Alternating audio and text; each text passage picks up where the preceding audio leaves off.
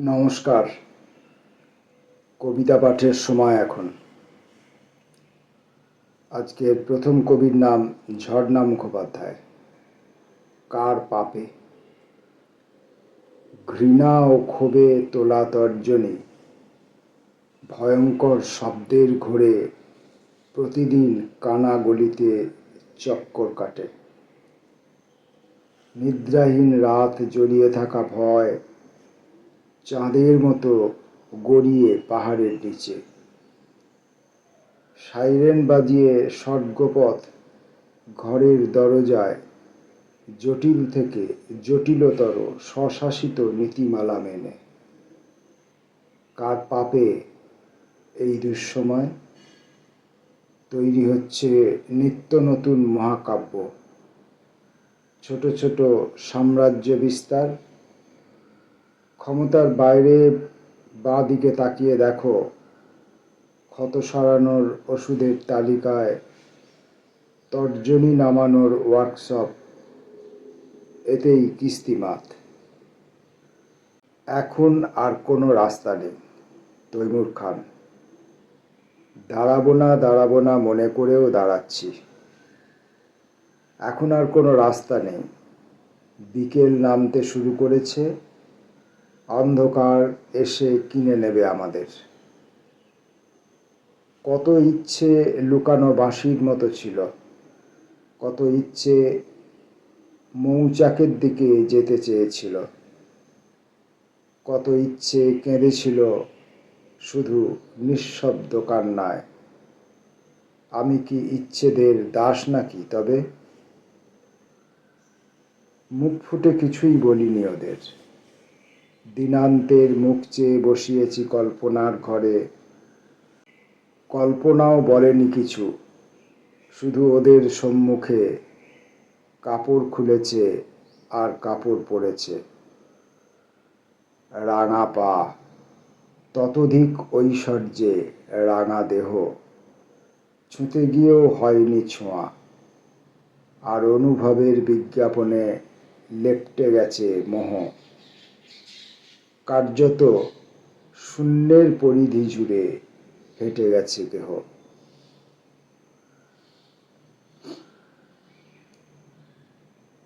রজত পুরকায়স্থ, অশনি সংকেত।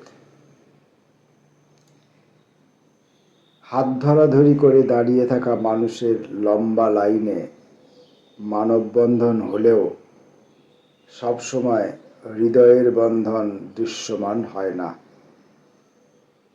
কিছু স্বার্থের উনুনে খড়কুটো গুঁজে দিতে কেউ কেউ ইচ্ছা কিংবা অনিচ্ছায় দাঁড়িয়ে পড়ে উন্মুক্ত আকাশের নিচে।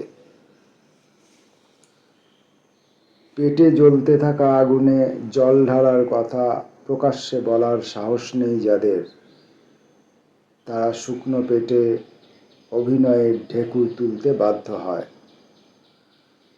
বংশ পরম্পরায় ভরাডুবি শব্দটাকে ছুঁয়ে থাকে নিঃশব্দে। কারণ খোঁজার স্পর্ধা হয় না কোনো কালে। কিছু মানুষ পাঁজরে তৈরি রাজপথ ধরে বেরিয়ে যায় ভাগাভাগির মেলায়। একসময় মানববন্ধনের শক্ত মুঠোগুলো শিথিল হয়ে পড়ে।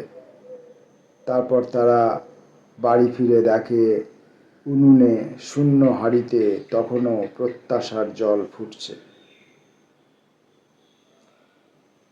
এতক্ষণ যেখানে জনসভা হচ্ছিল, ঠিক তার পাশের ন্যাড়া বকুল গাছটার মগডালে বসে একটা চাতক ডেকে চলেছে অনবরত। তার গলায় রক্তক্ষরণ দেখার জন্য একজনও মানুষ অবশিষ্ট নেই সেখানে। সিঁড়ি থেকে গড়িয়ে পড়ে যাওয়া লাইনগুলো। নীলাব্জ চক্রবর্তী। নির্ণীয়মান একটা ভাঙচুর, অর্থাৎ ক্রস করছে।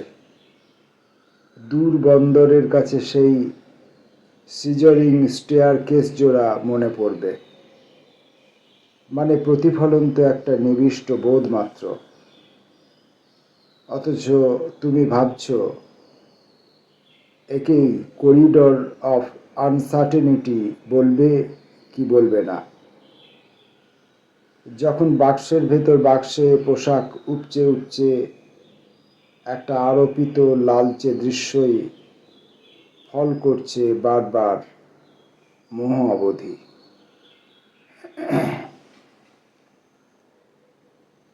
আজকের কবিতা পাঠের শেষ কবির নাম দেবাশিস ভট্টাচার্য, সঞ্চার পথ। পরের আনন্দে যেদিন থেকে তোমার মনে বাজবে বাঁশি, সেদিন তোমার ফেলে দেওয়া পাথরও গর্ভবতী। পৃথিবী ভরে উঠবে ফুল ফল সবুজ বনান্তে। নমস্কার।